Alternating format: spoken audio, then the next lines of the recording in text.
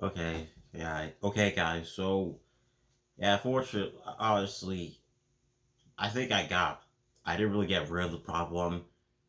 I have a decent amount of time to film, not enough. So I just want to let me just get into it. So to talk, so for black, so honestly, I talked about how last video I couldn't make anything because my store's already low. But this is a video I really wanted to make. I didn't really want. Okay, I would want to make a book review. I didn't want to make my average book review. I wanted to go into depth about two contrasting pieces of pieces of work that that one that about that one appreciates black culture, and one that very surface level of it. You know, honestly, growing like everyone says that. No, no, sorry, everyone says that representation matters, but to be personally, why representation matters is is why representation matters is is to me is to me there are so many aspiring writers out there, or people who want big stories and all that. And if and it's like if they don't see people who look like them, people who look like them and be inspired by them, be inspired by them, they just I just like they just won't. Like, how do I say this? Like they just for context for me. Like let me put my story. Like for me, I liked I really did. I would like growing up. Even today, it's not nothing's changed a lot. I used to watch cartoons all the time with and and it was like it was really all white people. And yeah, I did.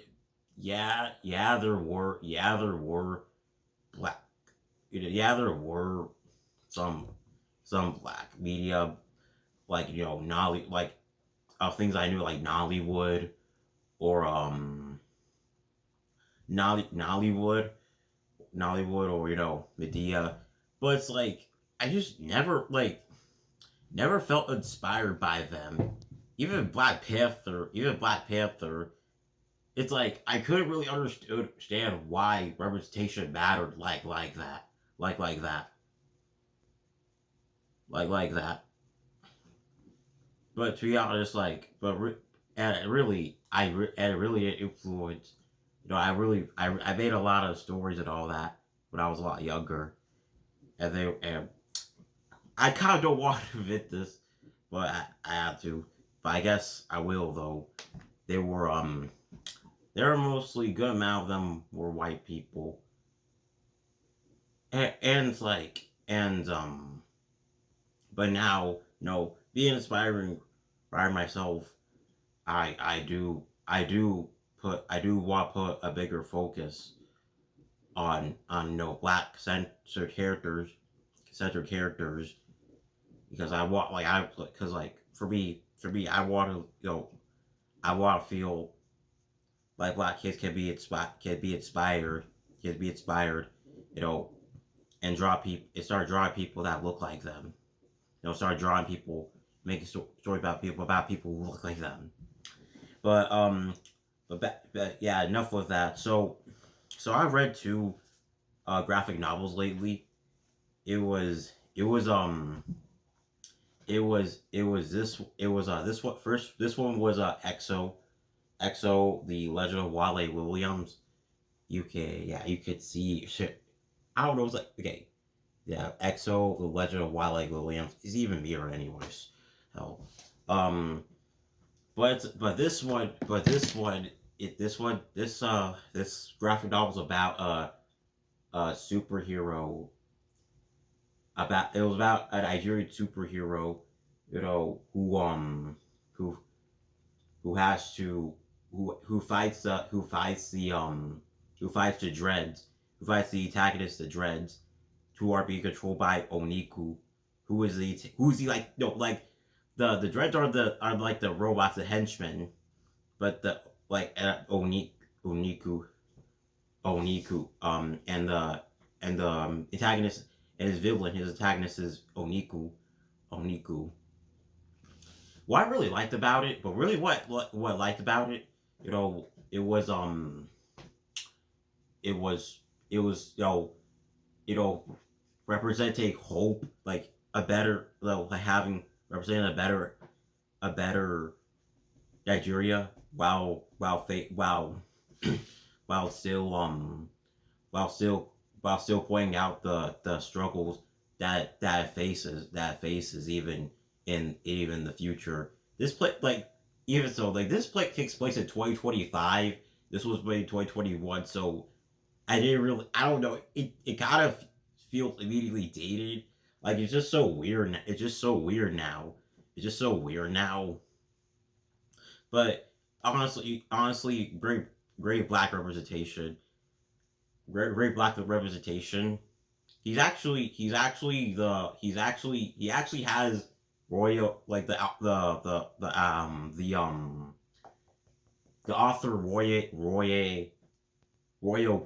Roy Okupe, if I spell that right. Probably did. Maybe I didn't. He has something called the universe, who which he has Exo Iadu. I found that more funny, Iadu funny, because well my cousin's named that. I was like, I found a show that was like I told my cousin like I found a show that was named after you. Loki, she kinda looks like Iadu kinda looks like she kinda looks like her. But I but at the same time I read a graphic novel that was that was a complete opposite of EXO. And that was Punisher Barracuda.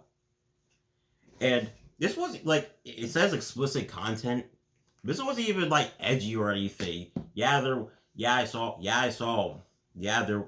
They were like what half naked or something.